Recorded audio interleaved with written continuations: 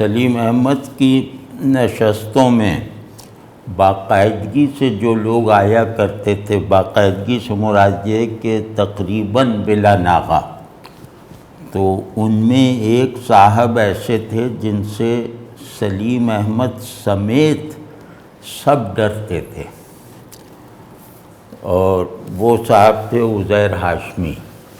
یہ سلیم احمد کے بہنوئی بھی تھے، سلیم احمد کی چھوٹی بہن ان کو بیاہی گئی تھیں، اور پی آئی اے میں اچھے عہدے پر تھے اور دنیا دیکھے ہوئے تھے، مطلب باہر کے ملک وغیرہ بہت دیکھے ہوئے تھے، اور ان کی وہ صفت جس کی وجہ سے لوگ ان سے ڈرتے تھے وہ تھی ان کی فقرے بازی۔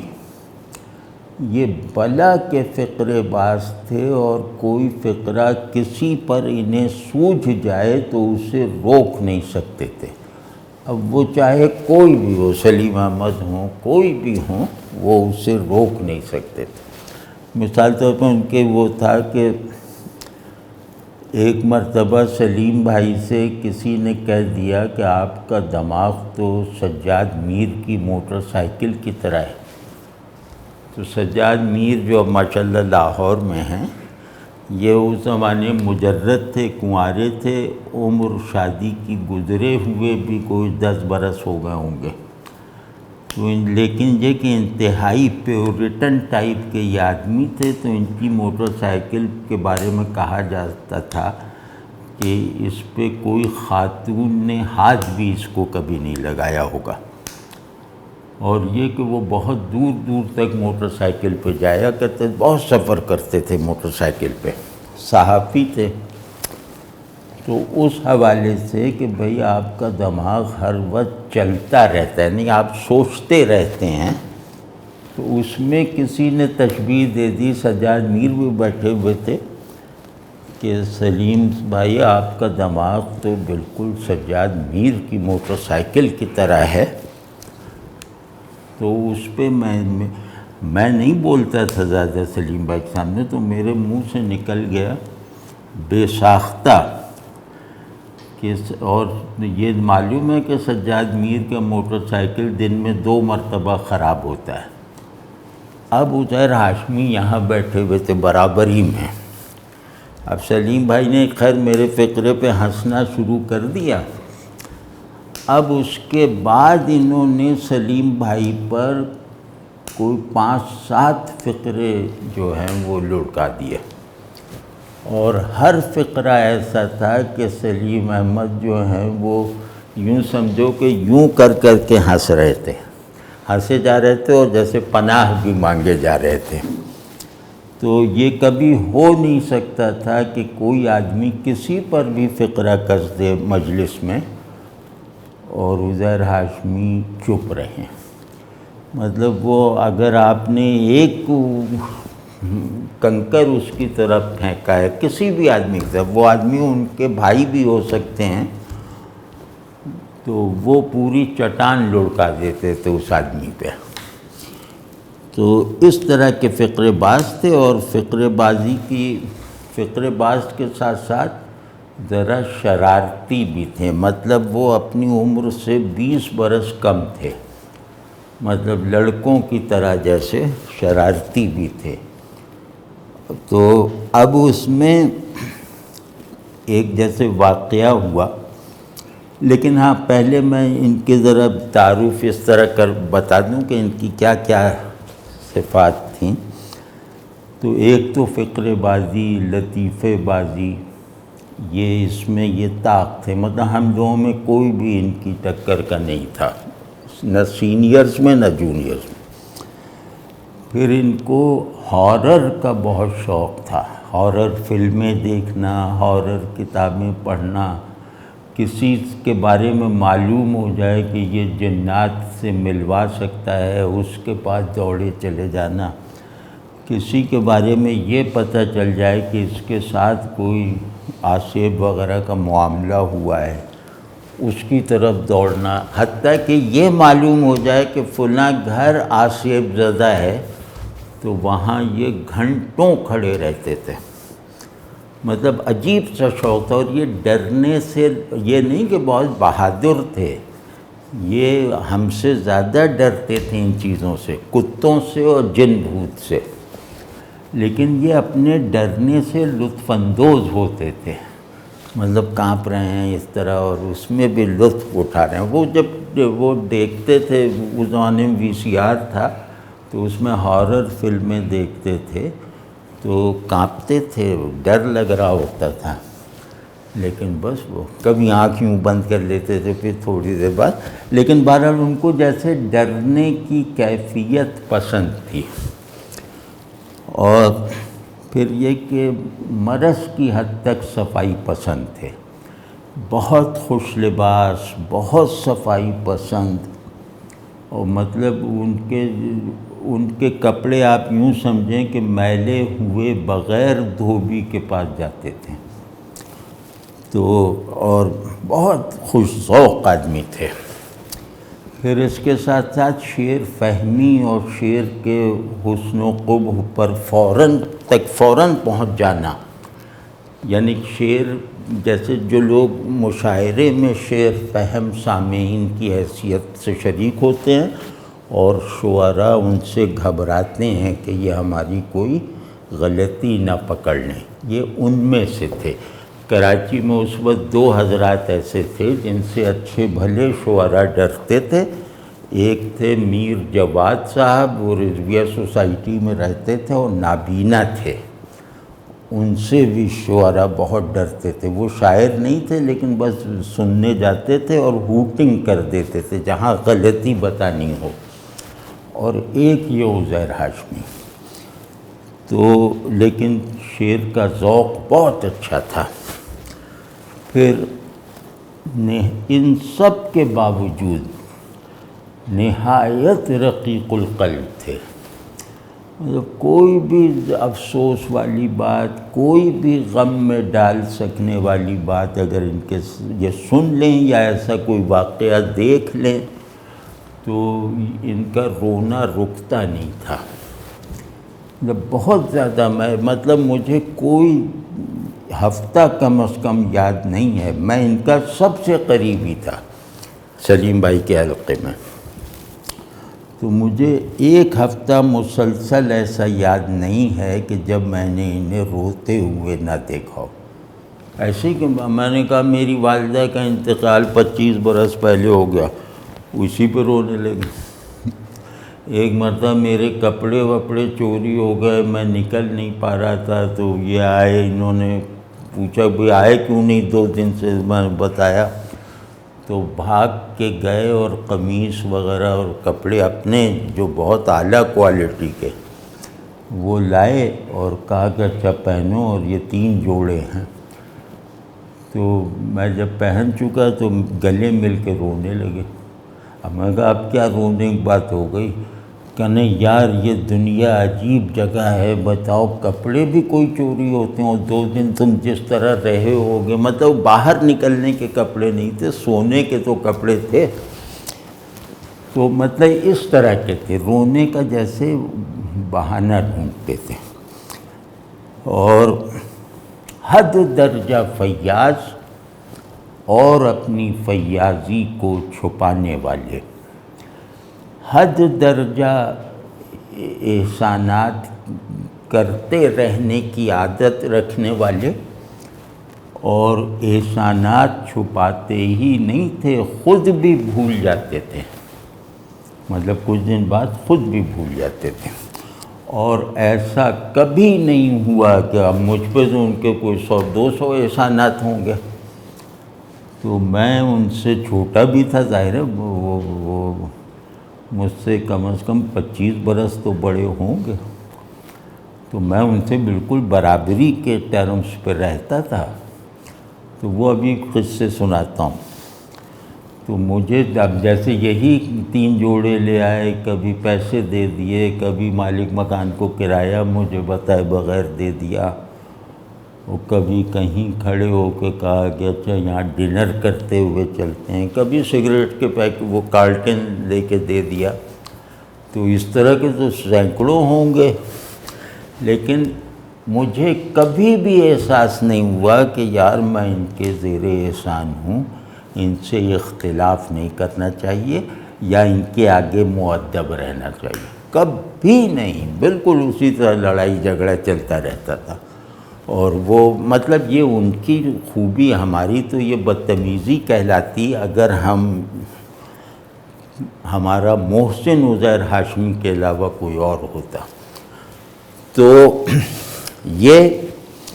اور ایک ان کی خطرناک بات یہ تھی کہ یہ بہت صاف گو تھے، جیسے فقرہ ضبط نہیں کر سکتے تھے، اسی طرح جو ان کے دل میں ہوتا تھا، جو یہ چاہتے ہیں کہنا، وہ کہتے ہوئے یہ کسی سے بھی نہیں ڈرتے تھے، بلکہ اپنے نقصانات انہوں نے جھیلے اور اٹھائے ہیں اس عادت کی وجہ سے۔ پی آئی اے کے چیئرمین کو کہہ دیا کہ آپ کو جس معاملے کا پتہ نہیں ہے اس میں اتھارٹی نہ دکھائیے۔ وہ نقصان ہو سکتا تھا لیکن اللہ کا شکر ہے بچ گئے۔ تو ہر ایک سے انتہا درجے کے صاحب کو، اور وہ بعض مرتبہ مطلب دوسرے لوگ شرما جاتے تھے۔ مطلب ایک شاعر آئے، انہوں نے، وہ شاعر بہت اچھے دوست تھے سلیم احمد کے، تو قیصر حسنی صاحب، وہ تھوڑا نیم مجذوب سے تھے، تو انہوں نے، وہ سلیم احمد کو بہت اپنی شاعری سنایا کرتے تھے، اور وہ عجیب سی شاعری تھی، مطلب 50 شعروں کی غزل اس طرح۔ اور سلیم بھائی جیسا سامع تو کوئی ہو نہیں سکتا، وہ تو بالکل انہماک سے، غور سے اسے سنتے تھے، اور بعد میں 2-3 شعر دوہرا دیتے تھے۔ تو یہ اسی طرح بیچارے سنے جا رہے تھے، ہم لوگ میں نکلنے کی سوچ رہا تھا، یار جب یہ ختم ہوگا تو آتے ہیں۔ یہ بھی بیٹھے ہوئے تھے، تو میں نے انہیں اشارہ کیا کہ ہم تھوڑی دیر کے لیے نکلتے ہیں، کیونکہ سلیم احمد وہ جب انہماک سے سنتے تھے تو آنکھیں بند کر لیتے تھے یوں کر کے، تو اس کیفیت میں وہ سن رہے تھے، تو میں نے انہیں اشارہ کیا کہ چلتے ہیں، کہنے نہیں بیٹھو، بہت جیسے جھڑک کے نہیں کہتے۔ اس کے بعد اللہ اللہ کر کے ان کی غزل ختم ہوئی، تو انہوں نے کہا کہ قیصر بھائی یہ غزل ذرا دیجیے گا۔ وہ 2-3 صفحے پہ لکھی ہوئی غزل تھی، انہوں نے کہا کہ ابھی یہ ذرا اس میں اصلاحیں درکار ہیں، یہ فیئر نہیں لکھی گئی، تو بہرحال یہ دیکھ لو اگر پڑھ سکو۔ تو انہوں نے وہ پڑھنا کیا، انہوں نے وہ 3 صفحے یا 2 جتنے بھی تھے وہ لیے اور وہیں پھاڑ دیا۔ اب قیصر حسنی صاحب بڑے سنجیدہ آدمی ہوں، ان سے عمر میں بڑے، سلیم بھائی سے بھی عمر میں بڑے، انہوں نے کہا یہ کیا بدتمیزی ہے، مطلب ان کے لیے بالکل ہی غیر متوقع تھا نا یہ۔ کہنے قیصر صاحب میں نے شعر و ادب پر آج اپنی زندگی کا سب سے بڑا احسان کیا ہے۔ اب وہ سلیم احمد بھی گھبرائے ہوئے کہ یار یہ میرے دوست، میرے مہمان، تو کہنے لگے کہ یہ سلیم احمد جو ہیں یہ صرف یہ شعر و ادب کا مفاد نہیں دیکھتے، یہ صرف اپنی وسیع القلبی وغیرہ کا اظہار کرتے رہتے ہیں، ہم شعر و ادب کا مفاد دیکھتے ہیں اور اس روایت پر ہونے والے ہر ظلم کی بیخکنی کرتے ہیں، اور پھاڑ دیے وہ کہتے ہیں۔ تو اب یہ اس طرح کی صاف گوئی اور ایسی وہ حرکتیں بعض مرتبہ دوستوں کو امتحان میں ڈال دیتی تھیں، لیکن یہ رک ہی نہیں سکتے تھے۔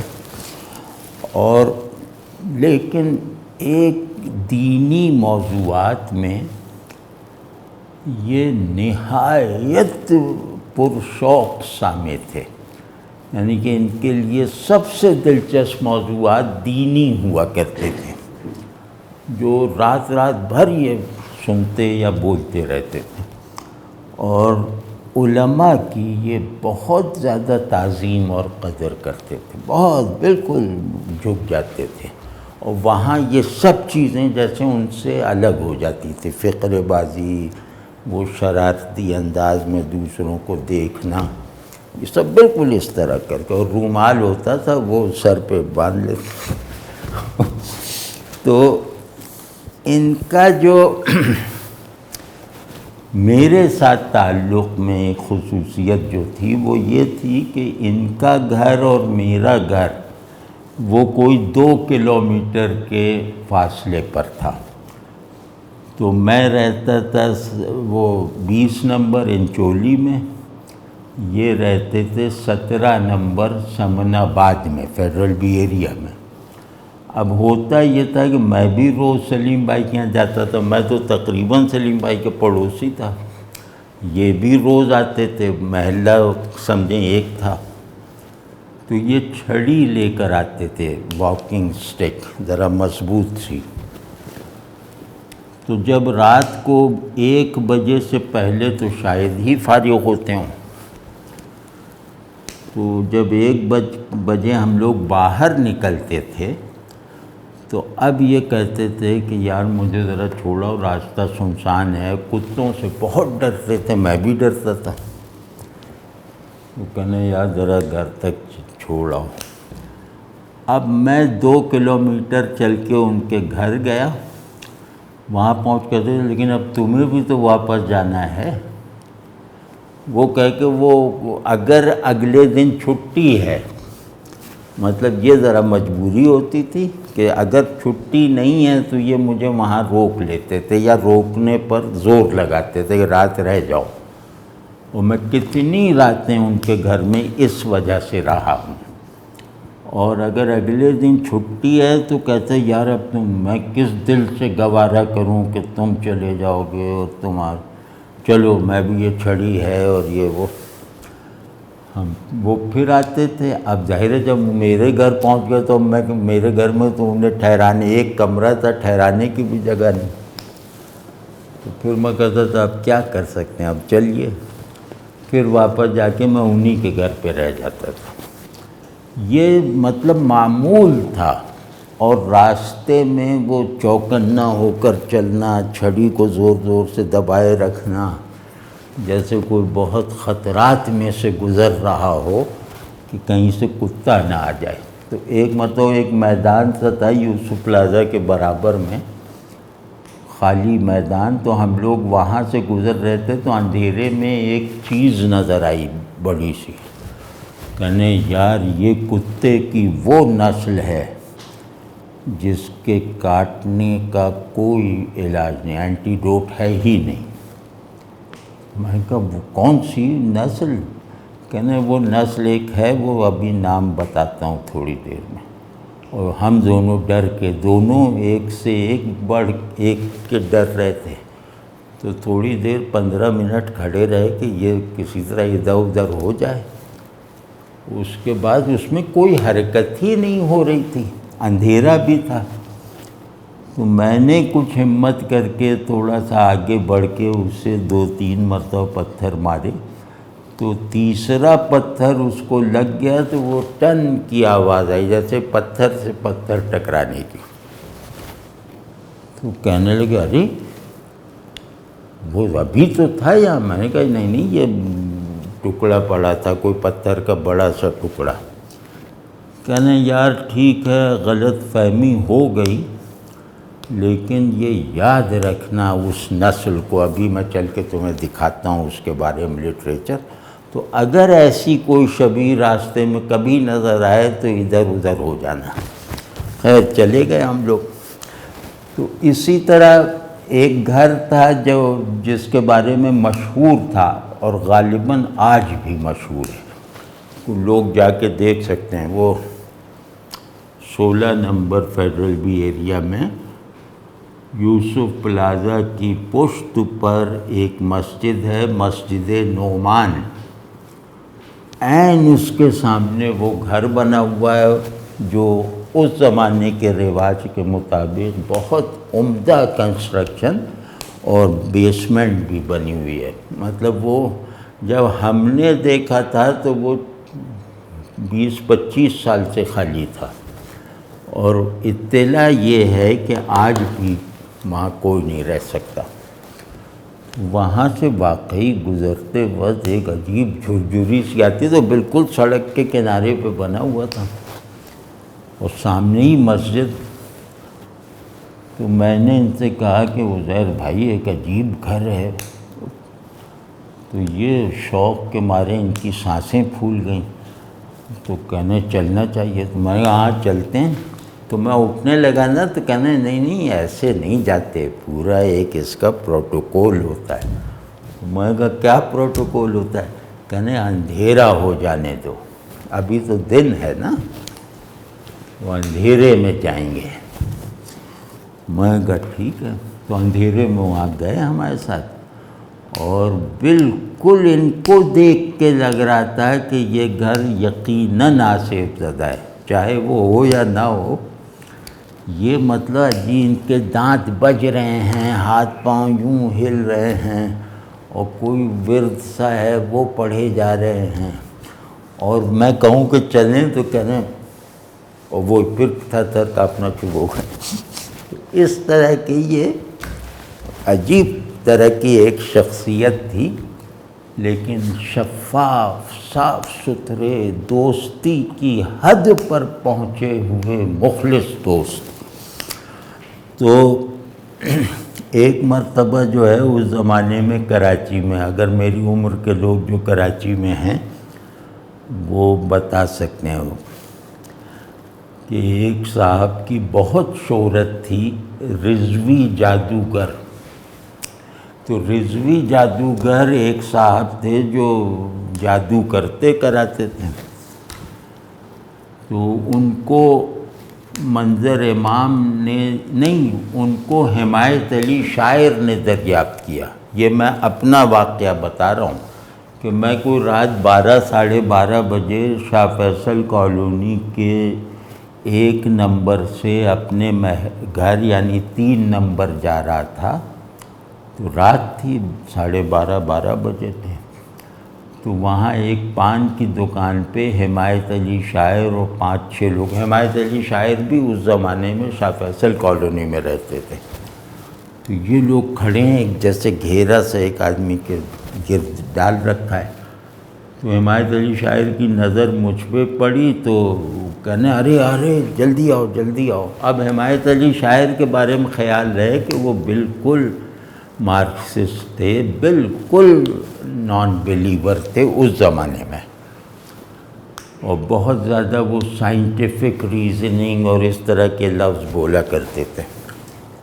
تو میں نے جب سلام وغیرہ کیا تو بیچ میں ایک صاحب تھے، دبلے پتلے، لیکن ان کی آنکھیں ایسی تھیں کہ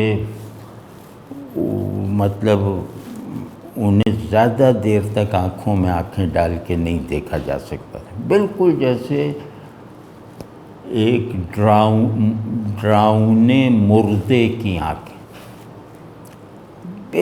مجھے لگتا ہے کہ جیسے وہ بلب کو دیکھیں تو بلب کی شبیہ بھی ان کی آنکھ میں نہ بنے، مطلب اس طرح کی آنکھ جس کے بارے میں یہ کہا جا سکے۔ میں نے کہا یہ تو کوئی قصہ۔ کہنے بھائی رضوی صاحب ذرا ان کو بھی دکھا دیجئے، یہ بڑا کرتے ہیں کہ انہوں نے بڑے ایسے ہی میری طرف سے انہوں نے وہ کر دیا۔ تو انہوں نے کہا اچھا، کہنے پین لاؤ۔ اب وہ میرے جیب میں وہ بال پوائنٹ رکھا ہوا، میں نے یوں بڑھا دیا۔ تو کہنے لگے کہ ہاں، ان سے پوچھا کہ تمہیں کون سی خوشبو، 3-4 آدمیوں سے ان کی پسندیدہ خوشبو پوچھی، پھر مجھ سے کہا کہ بھائی تمہاری پسندیدہ کون سی ہے۔ میں نے اتفاق سے 1-2 دن پہلے ایوب خان کی کتاب پڑھی تھی، فرینڈس ناٹ ماسٹرز۔ تو اس میں یہ تھا کہ ایوب خان کو عطر گل پسند تھا۔ اب یہ نام ہی عجیب ہے، مٹی کا عطر۔ میں نے کہا کہ وہی نام میں نے لے دیا کہ عطر گل۔ اب جناب انہوں نے یوں کر کے یوں کیا، اور جس سے پہلے پوچھا تھا اس کو پہلے دیا، اس کو اس کی پسندیدہ خوشبو آ گئی پین میں سے، تیز خوشبو۔ اور میری باری پہ بھی ایک خوشبو آئی جسے میں پہچانتا نہیں تھا، لیکن بڑی خوشگوار اور تیز خوشبو۔ سب کو اپنی اپنی خوشبو اس ایک پین سے آ گئی. یہ تو واقعہ ہوا ہے، یہ تو ہمارے ساتھ ہوا ہے. تو اس کے بعد خیر یہ ادیبوں میں مشہور ہوئے. پھر منظر امام ان کے بہت قریبی دوست بن گئے، ہمارے جو دوست ہیں منظر امام، اور وہ رضوی سے جو چاہے کام کروا لیتے تھے. تو ان کی وجہ سے ہم نے ظاہرہ بھی اس طرح کی دریافتیں، اور عزیر ہاشمی کو ہم اطلاع نہ دیں یہ ممکن ہی نہیں تھا. تو میں دوڑا اگلے دن عزیر ہاشمی صاحب کا، نہیں اگلے دن میں وہاں ریڈیو پاکستان کے سامنے عطریات کی ایک دکان تھی، وہاں جا کے میں نے عطر گل کا پوچھا تو انہوں نے مجھے سنگھایا، عین وہی خوشبو تھی. یعنی یہ بھی نہیں کہہ سکتا میں کہ میرے دماغ میں پہلے سے موجود تھی وہ خوشبو، وہ اس نے کر کے مجھے کسی ترکیب سے، وہ تو میں تو جانتے ہی نہیں تھا عطر گل، اور خوشبو وہی. یہ ہوتے ہی میں بھاگا ان کی طرف گیا، کیونکہ یہ اس وقت اپنے دفتر میں ہوں گے، تو تھوڑا کر کے میں ان کے گھر گیا اور جا کہا کہ جناب آج آپ کو پتہ چلے گا کہ جادوگر کیا ہوتا ہے، جنات سے لڑائی کیا ہوتی ہے، اور فلاں کالی مائی کیسی ہوتی ہے. یہ آج پر کہنے یہ دماغ خراب ہو گیا، کیا پتہ چلے گا. میں کہا یہ تفصیل بتائی میں نے، اور تفصیل بتانے میں کچھ چیزوں کا اپنی طرف سے اضافہ کر دیا. کہ میں نے یہ دیکھا کہ اس نے یوں ہاتھ مارا تو خون ٹپکنے لگا، ایسے ہی جھوٹ موٹ اڑا دیا. اب ان کا جیسے کوئی انتہائی ندیدہ بچہ پورے شوق سے سن رہا ہے اور مجھے رشک سے دیکھ رہا ہے کہ تم پہلے ہوا ہے. تو خیر، تو ہم نے منظر امام سے کہا کہ یار تم عزیر ہاشمی صاحب کے گھر بلوا دو رضوی کو. تو طے ہو گیا کہ فلاں اتوار کو فلاں وقت رضوی صاحب عزیر ہاشمی کے گھر آئیں گے. اب عزیر بھائی نے سب کو جمع کر لیا، وہ سلیم احمدی کے حلقے والے، تو ان میں ایک باسط عظیم بھی تھے، جمال پانی پتی تھے. سلیم احمد نے منع کر دیا کہ یہ وقت میرے سونے کا ہے، اور انہیں ویسے بھی دلچسپی نہیں تھی.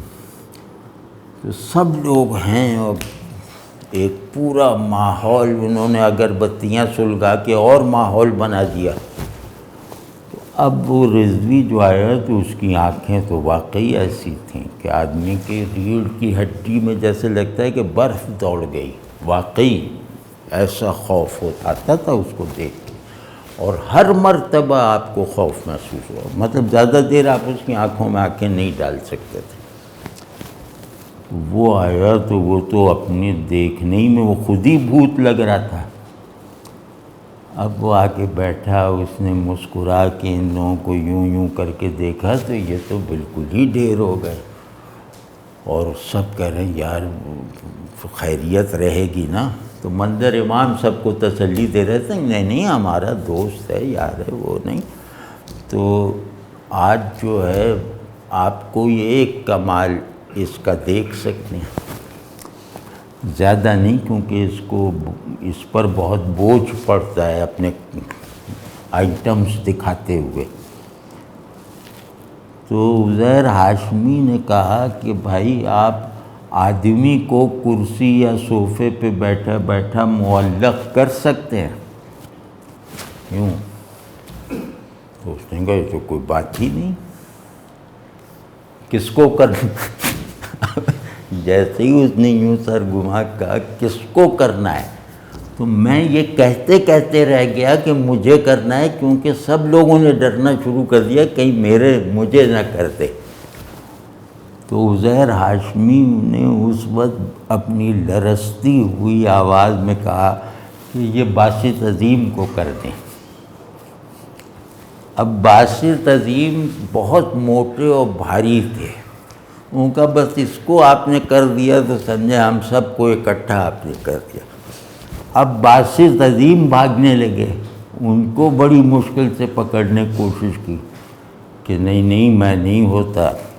تو رضوی نے باسط عظیم سے پوچھا کہ بھائی تمہیں کیا اعتراض ہے؟ بس معلق کر کے 2 منٹ بعد اتار دوں گا، کوئی چوٹ ووٹ تھوڑی لگے گی۔ کہ نہیں، میں نے کھانا کھایا ہوا ہے اور معلق ہونے کے بعد میرا ڈائجسٹو سسٹم خراب ہو جاتا ہے، یعنی اس کا مطلب وہ پہلے بھی معلق ہو چکے تھے۔ تو خیر اس طرح کر کے سب نے کہا کہ ڈر جائیں گے لوگ، اور خود عزیر بھائی کے گھر والے اور یہ وہ، تو اس طرح کے یہ آدمی تھے۔ اور پھر رضوی سے جو انہوں نے تعلق پیدا کیا ہے جن تدبیروں سے، اور جو یہ بتاتے ہیں کہ اس نے میرے کام کیے ہیں، اچھا اس کا تھا یہ، اب اللہ جانے، لیکن یہ کہ اس نے ممتاز رفیق کے گھر میں کچھ ہو گیا تھا تو ممتاز رفیق کہہ رہے ہیں میں نے کالی مائی کو چلتے ہوئے دیکھا ہے اپنے گھر کے پاس نگرانی کرنے کے لیے۔ تو اب یہ مطلب اس طرح کے بہت سے واقعات ہیں، اور مجھے مطلب وہ واقعات جو ہیں وہ ایک عجیب طرح کی نوسٹیلجک پیاس کے ساتھ یاد ہیں۔ مطلب عزیر ہاشمی جیسے میرے لیے میری زندگی کا ایک ایسا حصہ تھے جو چلا گیا تو اب اس خلا کو کبھی نہیں بھرا جا سکتا۔ تو ان کے جانے سے جیسے ہمارے ہونے میں کمی آ گئی۔ وہ اس طرح کے آدمی تھے اور جو بھی ان کے قریب تھا۔ تو اس میں ایک مرتبہ ان کی لاجوابی کا ایک واقعہ سناتا ہوں، کیونکہ ان سے تو فقرے بازی کوئی کر نہیں سکتا تھا اور کوشش بھی نہیں کرتا تھا کرنے کی۔ تو ایک مرتبہ ان کے کانپور کے دوست تھے، یہ کانپور کے رہنے والے تھے اور میرے والد کو اور خاندان کو بھی جانتے تھے، کیونکہ میرے والد بھی کانپور حلیم مسلم کالج کے پڑھے ہوئے تھے۔ تو ان کے بڑوں کو میرے والد، اور یہ کیونکہ ایک مرتبہ سامنا ہوا تو یہ فوراً پہچان گئے میرے والد کو۔ تو خیر تو کانپور کے ایک صاحب تھے جو ان سے کچھ بڑے تھے لیکن بہت بے تکلف۔ کانپور والے سمجھیں فیصل آباد کی طرح ہوتے ہیں کہ بہت فقرے باز، بہت جگتیں لگانے والے۔ تو یہ دونوں بیٹھے تھے، میں بھی پہنچ گیا۔ تو وہ صاحب جو تھے وہ نیاز فتح پوری کے خلیفہ تھے، یعنی اپنی دانش میں، اور منو یزداں خرید کے بانٹا کرتے تھے۔ نیاز فتح پوری کتاب جو الہات پر ہے، اور کٹر وہ، اور کہتے تھے کہ یار میں سنتا ہوں کہ تم کافر ہو تو ایک نشہ ستاری ہو جاتا۔ انہیں کوئی کہہ دے کہ تم کافر ہو تو کہتے تھے عجیب ایک نشہ ستاری ہو جاتا ہے۔ تو اب اس ٹائپ کے وہ صاحب، تو یہ بہت مذہبی۔ تو اب ان کا نام میں بھول رہا ہوں، یہ بہرحال نام لے کے بھائی کا اضافہ کرتے تھے۔ کہنے بھائی آپ کیوں خود کو جہنمی بنانے پہ تلے ہوئے ہیں؟ ایمان لے آئیں، اللہ کو مان لیں۔ ہاں نہیں، ایمان لے آئیں آپ۔ تو انہوں کا اگر نہ لائیں، اللہ کو نہ مانیں تو کیا ہو جائے گا؟ انہوں کہا پھر دوزخ میں جھونکا جائے گا۔ اب یہ انہوں نے آغاز کیا کہ اب ان سے میری جنگ ہے۔